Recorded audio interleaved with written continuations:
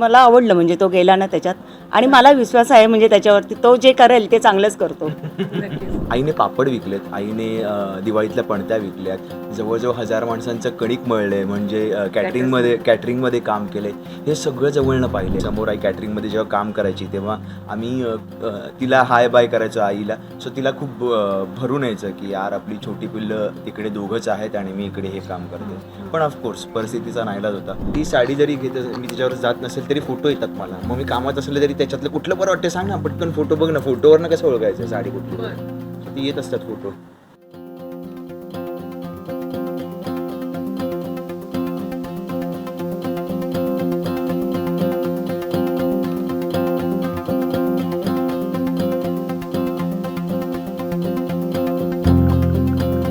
आणि लगेच 10 ते 15 मिनिटात झाली शॉपिंग. अक्षय होता ना म्हणून. मग आता नेक्स्ट टाइम तुम्ही लक्षात ठेवा, घेऊन यायचं. अक्षयचा वेळ त्याला काढावाच लागेल जेव्हा केव्हा तुम्हाला शॉपिंग. खरंय प्रेरणा, खरंय.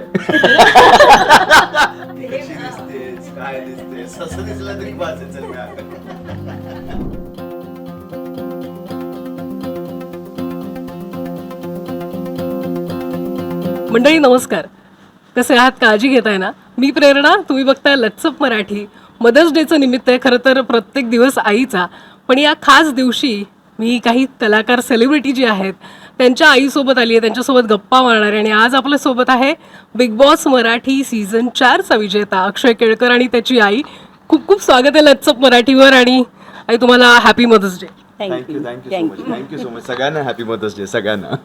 पण आज फक्त गप्पा नसणार आहेत, तर काही खास गोष्ट आहे जी अक्षय तू आणि तुझ्या आईच्या बाबतीत फार क्वचित घडते असं म्हणूयात आपण. तर शॉपिंग करायला आपण आलोय आज. प्रेरणाने आधी इन्फॉर्मेशन काढून घेतली, मगाशी असे प्रश्न विचारले आणि आता पण खरं आहे. मी शॉपिंग करायला मी फार जात नाही. म्हणजे मी जरी गेलो तरी असं 10-15 मिनिटाला बाहेर पडतो. सो मी आईबरोबर एकदाच गेलो होतो, जे बिग बॉसमध्ये तिने साडी घातली होती ती मी तिला पहिली नेसली होती. तर तर ती मी पहिल्यांदा तिला घेऊन गेलो होतो तेव्हाच वेळ काढला होता. बाकी असं साडी वगैरे शॉपिंग फार बोर होतो मी, पण आज आलोय. पण छान निमित्त आहे ना काकू. आज बघा मी हे जुळून आणलेलं आहे सगळं. प्रेरणामुळे जुळले. पण अक्षय आता त्याच्यासाठी सगळ्या गोष्टी स्पेशल आहे. बिग बॉस मराठीचं जे सीझन आहे, चौथं सीझन, त्याचा तो विजेता झाला. किंवा त्याआधीही तो बऱ्याच गोष्टी करत होता, मालिकांसाठी करत असेल किंवा बऱ्याच गोष्टी. तर कसं वाटत असतं की तो हळूहळू एक एक पाऊल पुढे जातोय? खूप आनंद होतोय. म्हणजे सामान्य घरातून तो पुढे पुढे चाललाय, त्याचा आनंद होणारच ना. खूपच छान. आणि तुमचा पाठिंबा अर्थात त्याला त्यासाठी असेल. पण अक्षयने कधी ठरवलं होतं, जेव्हा तो आम्ही अनेक मुलाखतींमध्ये त्याला विचारतो की अभिनय क्षेत्रात कसा आला वगैरे, पण तो प्रवास तुम्ही सोबत असताना जवळून बघितला असेल, तर तेव्हा तुम्ही कशा पद्धतीने बघत होतात की अरे हा आता ऍक्टिंग क्षेत्रात जातोय वगैरे? नाही, मला असं वेगळं असं काही नाही वाटलं, कारण मला आवडलं म्हणजे तो गेला ना त्याच्यात आणि मला विश्वास आहे म्हणजे त्याच्यावरती तो जे करेल ते चांगलंच करतो. नक्कीच. आणि त्याला आर्ट आणि या सगळ्या गोष्टीचं खूप आवड आहे. तर तुम्हाला असं वाटलं की अरे हे करतोय आणि मग आता तो ऍक्टिंगमध्ये जातो, तर त्यावेळेस काय होतं तो? तेव्हा थोडंसं वेगळं वाटलं. म्हटलं ह्याने हे केलं वेगळं शिक्षणात आणि ह्याच्यात चाललं, पण म्हटलं ठीक आहे, कारण माझे वडील नटराजमध्ये होते म्हणून मला तो म्हणजे माहिती होतं असं. म्हणजे खरं सांगायचं झालं तर जी काही चित्र काढलेत लहानपणापासून आणि चित्रकले शिक्षण घेतलं त्याचं क्रेडिट आई, मावशी, मामा या तिघांना जातं. ते लहानपणापासून चित्र काढायचे ते बघत मी मोठा झालो. आणि खरं तर एक रिक्षावाल्याचा मुलगा किंवा सामान्य घरातली एक घरीच असणारी आपली पण खूप सांभाळणारी जी आई असते ती त्यांच्यावर प्रेशर असतं की आपल्या मुलाने काहीतरी डॉक्टर बनावं, इंजिनियर बनावं. पण मी म्हणतो की दोघंही नवीन नापास असताना सुद्धा सुशिक्षित बुद्धिमत्तेत आहेत आणि त्यांनी म्हणून फ्रीडम दिला मलासुद्धा, माझ्या बहिणीलासुद्धा. दोघांनी आर्टमध्ये एज्युकेशन घेतलं. सो त्याच्यानंतर सुद्धा मी ॲक्टिंग फील्डमध्ये आलो तर तिला काहीच प्रॉब्लेम नव्हता. खरं तर मी आर्ट डिरेक्शनसाठी आलो होतो. म्हणतात ना की आजूबाजूला हितचिंतक. खरं तर मी म्हणतो की माझ्या बाजूला जे कोणी होते ते हितचिंतक होते. त्यांच्यामुळे मी ॲक्टर झालो. आईला थोडंसं झालं की अरे चित्र काढणारा पोरगा, आयुष्यात चित्रकलेत करिअर करणारा पोरगा अचानक ॲक्टर झाला. सो थोडंसं झालं, पण कधी विरोध कोणीच नाही केला. ना आईने केला, ना बाबांनी केला, कधीच नाही, कोणीच नाही केला, कधीच नाही केला. पण हा प्रवास सुरू असताना आई कुठेतरी पाठिंबा देण्यासाठी किंवा लहानपणापासून आईचाही तो वेगळा स्ट्रगल तू बघितला असेल, तर आईने काय काय गोष्टी केल्या होत्या तुझ्यासाठी?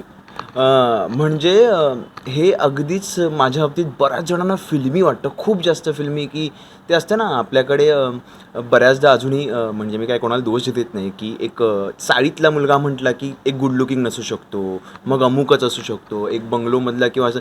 सो माझ्या चेहऱ्याकडे आईकडनंच आला आहे तो चेहरा मला. त्याच्याकडे बघून असं अजिबात वाटत नाही की माझे वडील रिक्षा चालवतात किंवा आईने पापड विकलेत, आईने दिवाळीतल्या पणत्या विकल्यात, जवळजवळ 1000 माणसांचं कणिक मळलं आहे, म्हणजे कॅटरिंगमध्ये काम केलं आहे. हे सगळं जवळनं पाहिलं आहे. आमची कळव्याची खोली अगदी छोटीशी 1 रूम किचन आहे. म्हणजे समोर आत्ताही मी कळव्यात म्हणून फारसं जात नाही, कारण आता माझा कम्फर्ट थोडासा वेगळा झाला आहे. सो असं समोर असं लगेच समोरच्याला जेवण भरू शकते इतकी खिडकी जवळ आहे. सो हा खूप स्ट्रगल आईने पाहिला. म्हणजे आई सांगते की तीच सांगेल, जेव्हा आम्ही लहान होतो बिग बॉसच्या घरात सुद्धा तिने सांगितलं की आम्ही लहान होतो, गच्चीत असायचो आणि समोर आई कॅटरिंगमध्ये जेव्हा काम करायची तेव्हा आम्ही तिला हाय बाय करायचो आईला. सो तिला खूप भरून यायचं की यार आपली छोटी पिल्लं तिकडे दोघंच आहेत आणि मी इकडे हे काम करते. पण ऑफकोर्स परिस्थितीचा नाईलाज होता. आईने एकदा हेही सांगितलं होतं की 150 रुपयासाठी तू जोगेश्वरीला गेली होती, म्हणजे तिच्या माहेरी गेली होती. सो खरं तर म्हणजे आईचे संस्कार मी आणि श्रद्धा लहानपणापासूनच कमवायला लागलो. म्हणजे मी 7वी 8वीत कमवायला लागलो आणि छान कमवायला लागलो. क्लासेस घ्यायला लागलो, ड्रॉइंग क्लासेस वगैरे. 40 एक मुलं होती आमच्याकडे, त्याच्यात आईशी सुद्धा हेल्प करायची. सो तेव्हा बरे पैसे मिळाले. मी म्हणतो की तेव्हा मी पैसे गणपती डेकोरेशन करायचो.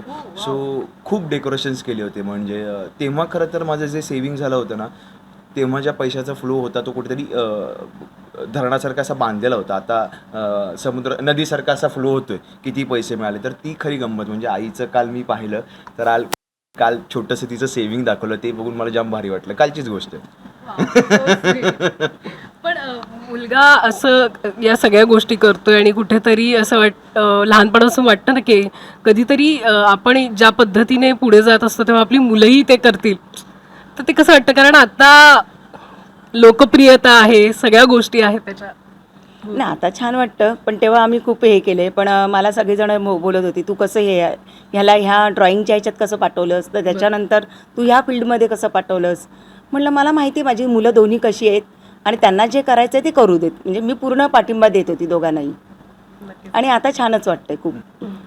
आणि त्या दरम्यान संस्कार महत्त्वाचे असतात. या दोघांना काय पद्धतीने तुम्ही ते काम सांभाळून घरात त्यांच्याकडेही लक्ष देणं, त्यांचा अभ्यास असेल, या सगळ्या गोष्टी कशा पाहत होता?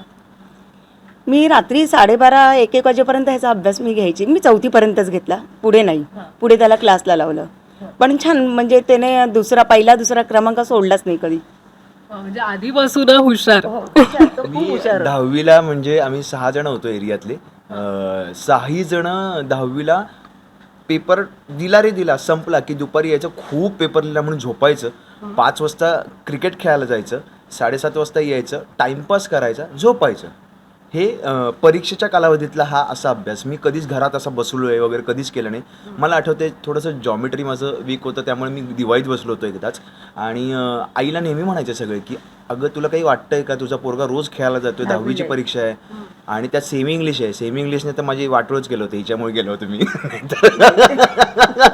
त्याच्यामुळे मला मार्क कमी मिळाले, कारण इंग्लिश म्हणजे मागे येणार तसं तू मागे नाही राहायचं. इंग्लिश आणि माझा दूर संबंध नव्हता. सो हिने जबरदस्ती सेमी इंग्लिशमध्ये मला टाकलं होतं. तर तरी पण आम्ही सगळे कमाल पास झालो. म्हणजे मला 84 मिळाले त्यावेळी, तेव्हा बेस्ट 5 होतं, आता आहे. तर आम्ही अभ्यास न करता सुद्धा बऱ्याच गोष्टी करून असं खूप, मला ते अजिबात नाही आवडत की असं पुस्तक घेऊन शेवटपर्यंत ते परीक्षेला जाणं आणि बसणं. पण हां, मी रोज सकाळी 4 वाजता उठून अभ्यास करायचो, रोज सकाळी.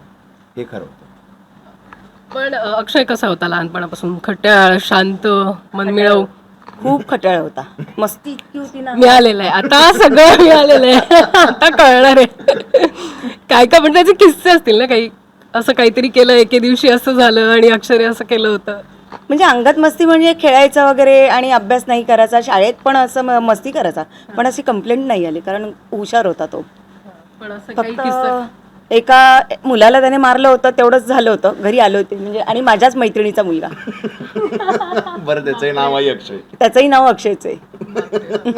पण तुम्ही राग करायचं का त्याचा, की कसं तुम्ही असं काही त्याने केलं की सांभाळून घ्यायचं? नाही, मी समजावून सांगायचे त्याला आणि तो ऐकायचा. आईने कधीच असं हे नाही केलं, कधीच पट्ट्याने मारला नाही, कधीच मेणबत्तीचे चटके दिले नाही, कधीच नाही दिलेत. मार्क भरपूर खाल्लेला आहे, कारण दोघांची इतकी भांडणं व्हायची ना, आणि मला त्याचा त्रास व्हायचा खूप. मग कारण मी एकटीच होते घरात, असं सांभाळणारं असं त्यांना कोणीच नव्हतं. आणि बहुधा भाऊ बहीण असली की ते खूप मस्ती करायचे, आणि दोघांच्यात अंतर आहे ना 5 वर्षाचं. WWE बघायचो आणि मी असे प्रयोग करायचो घरी, म्हणजे हे खूप वाईट होतं खरं तर. ती पण करायची. सो आम्ही खूप मारामाऱ्या केल्यात, म्हणजे इतक्या मारामाऱ्या केल्यात की जो मध्ये येईल तो पण बिचारामध्ये, आई वगैरे आली तर तिला पण लागायचं वगैरे. सो मग आई असे मेणबत्तीचे चटके, पट्टा, झाडू जे मिळेल ते मारायचे. अजूनही ओरडता मारता त्याला, ओरडता का? तो मार खाणार आहे का आता? खाणार तसं नाहीये, मार खाणारा नाहीये तो. पण ओरडता, आता काही चूक केली ते अजूनही ओरडता ना? ओरडते, म्हणजे ओरडते म्हणजे असं सांगते, अक्षय असं नको रे. आणि रमाचं काय? रमाचं काय? कोणाला विचारते मला? त्याला तर खूपदा विचारून झालंय. मी सांगून पण झाले बरंच काही. नाही, रमा गोड मुलगी आहे. बस एवढंच. बस एवढंच. एवढंच. ती लिमिट, मी ती जास्त बोलू शकत नाही, तर ती खूप बोलेल. सो माझ्यापेक्षा जास्त फोन कॉल्स तिच्याबरोबर होत असतात तिचे. पण रमाचं आणि आईचंही खूप गोड नातं. खूप गोड नातं आहे. माझ्यापेक्षा जास्त. म्हणजे मी जेवढे अक्षयला फोन होत नाहीत ना, तेवढे तिला होतात माझे फोन. पण कुठेतरी तो खेळ सुरू असताना मला वाटत होतं अक्षय त्या ट्रॉफी पर्यंत पोहोचतोय, ते दिसत होतं प्रवास तुम्हाला. हो, दिसत होता. म्हणजे अक्षयचा खेळ खूप स्ट्रॉंग होता त्याच्यात, आणि दिसत होता. म्हणजे आम्हाला असं खात्री होती, मला तरी, म्हणजे की तो ट्रॉफी जिंकूनच येणार. आणि श्रद्धाने सांगितलंच होतं की माझ्या लग्नात पाहिजे म्हणून. ते जे काय मागितलं होतं ते आणि ते पूर्ण केलेलं आहेस तू बहिणीसाठी आणि सगळ्या कुटुंबासाठी. पण अर्थात आजचं निमित्त मदर्स डेच्या निमित्तानं आपण शॉपिंगला आलोय, जे अर्थात सुरुवातीला मी सांगितलं क्वचित घडतं. सो आई, तुम्ही आज साडी शॉपिंग करणार आहे, अक्षयला लुटायचं आहे आपण, तुम्हाला जे हवं ते घ्या. पैसे मिळाले बिग बॉस मध्ये, लोकांना कळलं की खूप पैसे मिळाले तुम्हाला, खूप पैसे. सुरू करूयात शॉपिंग. सो आम्ही ठाण्याच्या सिल्क लाईन या साडीच्या दुकानात आलोय. आणि काकू, तुम्हाला कशा पद्धतीच्या साड्या आवडतात? सिम्पल, रंगीबिरंगी, काय काय काय पद्धत? मला साध्या पद्धतीच्याच, म्हणजे अगदी असं भरगच्च वगैरे भरलेला नाही आवडत. पण आईची चॉईस तुला माहिती आहे का? म्हणजे असं हा, म्हणजे मला जे आवडते ते तिला आवडू शकते. मला हे 100% खात्री. मला दोघांनी घेतलेले जास्त आवडतात. मला त्या अशा- त्यांची चॉईस आवडते. मला काठापदराच्या वगैरे सिंपल अशा मराठमोळ्या साड्या खूप जास्त आवडतात. मग तुम्हाला कोणती आवडते? काय बघूयात आपण, रंग कोणता? वा, हे सोबत खूपच छान आहे. पहिलीच डन करू. असंच असतं ना. हा, नक्कीच. त्याशिवाय ठेवले आपल्यासोबत पटकन. पण तूही अक्षय स्वतःच्या शॉपिंगच्या बाबतीत ही असंच आहेस का? हो, तुला असंच लगेच आहे, शॉपिंग? असंच आहे. मी असं जातो आणि असं 4-5 असे लागले असतील ना, तर ते 1 उचलला, 2 उचलला, 3 उचलला, घेतला, असंच करतो मी.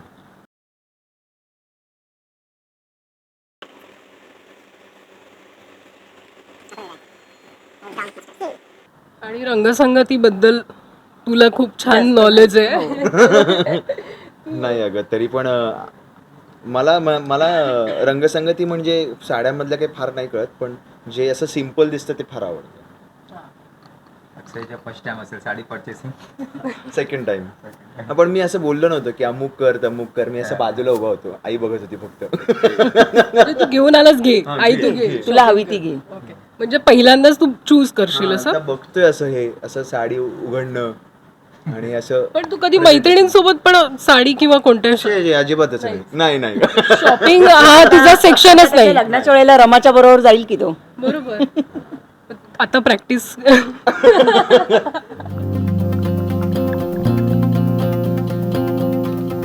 मला ती ब्राऊन आवडली. ब्राऊन.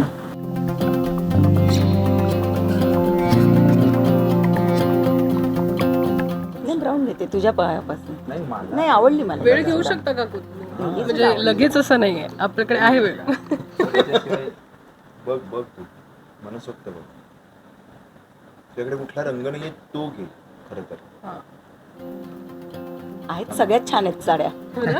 कलर असे छान वाटतात Vibrant color सगळ्यात. आहे. हा, Color खूप छान आहे. तसं पण ब्राईट असेल पण कूल आहे सगळे. डोळ्यात त्रास होत नाही होत.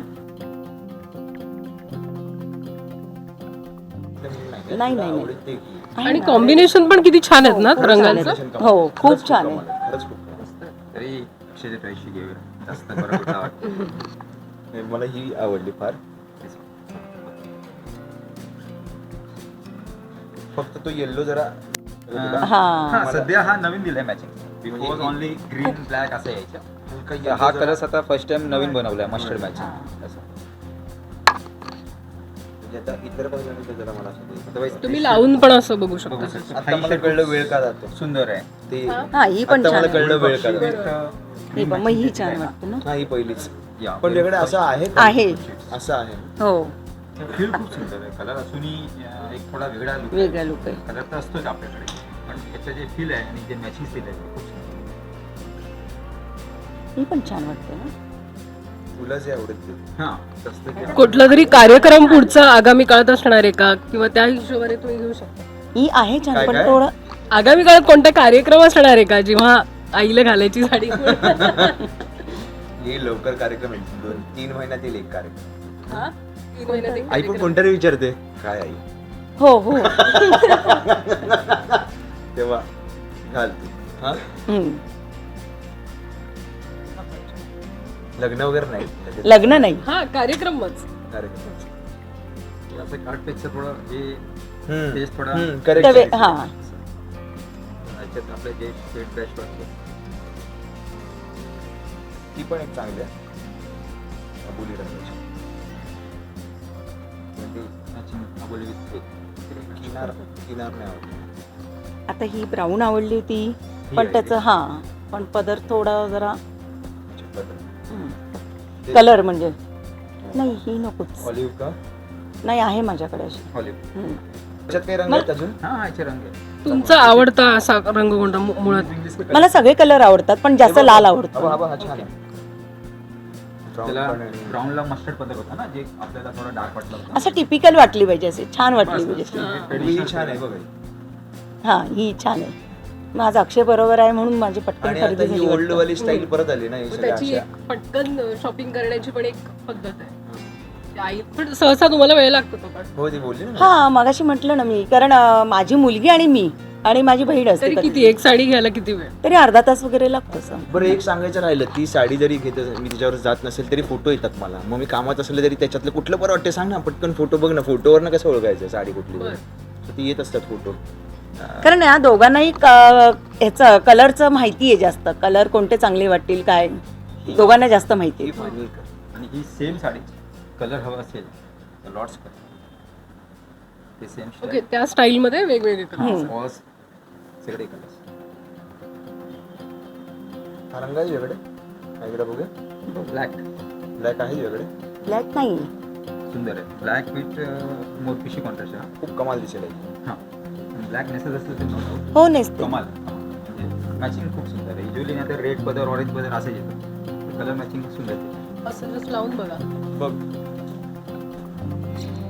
आरसा आरसा आहे. बघ इकडे. इथे आरसा आरसा आहे. तिकडे नेसून दाखवलं तर लावून बघायला जागा पण. हा, मोठा आरसा आहे. हा मोठा आरसा. आपण तिकडे ही आणि ती ब्लॅक आणि ती मरून तिन्ही लावून दाखवून देतो आपल्याला. जी हा कोणती आवडली तुम्हाला त्या 2-3 आपण तिथे लावून बघू.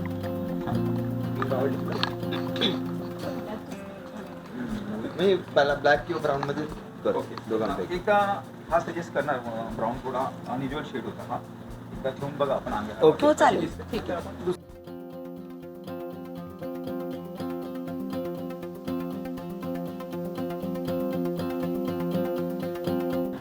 ब्लॅक बघू. ओके आता ब्लॅक बघू. हे काढून टाका. बॉर्डरचा इफेक्ट पण दिला.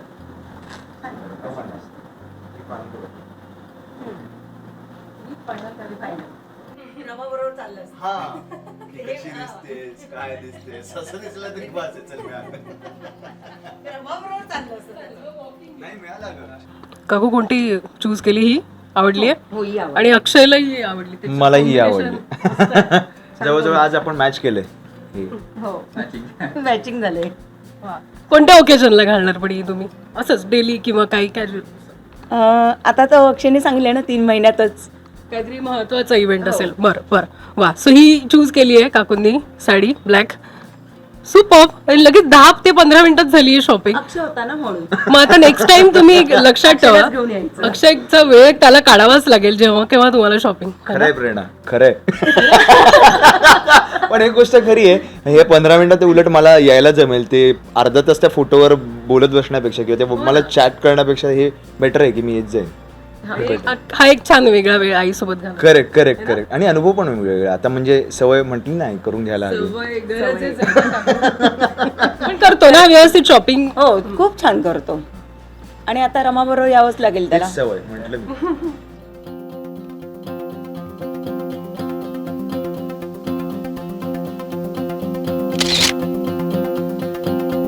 सो काकू कसं वाटतंय, आज साडी गिफ्ट मिळाली आहे, मदर्स डेचं गिफ्ट मिळालंय. अक्षयने गिफ्ट घेतले ना, खूप आवडलं मला. पण अदरवाईज गिफ्ट वगैरे मिळतात त्याच्याकडनं की घे आई तू हे कार्ड घे किंवा काय तुला तुझ्या पद्धतीने घे असं काही असतं? नाही, म्हणजे मला तो सांगतो हे पैसे घे आणि तू घे, कारण त्याने आधीच सांगितलं ना. नाही म्हणजे जातो असा ह्याला शॉपिंगला. मग काही गिफ्ट वगैरे माझी आई खोटं बोलते, सर्रास खोटं बोलते. कदाचित तिला आठवत नाहीये. आत्ताच मी बाहेर आल्या PNG मधून आपण गिफ्ट घेतलं होतं. हो. दाखवते अंगठी. ही अंगठी. हा, मग. आणि ही माझ्या चॉईसची आहे. सुपर. आणि तुझ्या चॉईसची साडी पण, आणि ती लवकरात लवकर नेसा आणि आम्हाला बघायचंय कशी दिसते. मदर्स डेच्या शुभेच्छा. आणि तुम्ही आलात आणि खूप छान वाटलं. आणि जे प्रेक्षक आहेत त्यांना काय सांगावं वाटतं या अर्थात every day is Mother's Day. खरंच थँक्यू लेट्सअप. आणि प्रेरणा तुला की तुझ्यामुळे ही गंमत मला पहिल्यांदा अनुभवायला मिळाली. आणि इतका कमी वेळात पटकन शॉपिंग झाली. असो, पण आज मदर्स डे आणि आज नाही, खरं तर रोज असतो. आपण रोज साजरा करा. म्हणजे आपण आईशी बोललो नाही दिवस तर दिवस जात नाही आपला. सो आपण रोजच साजरा करत असतो.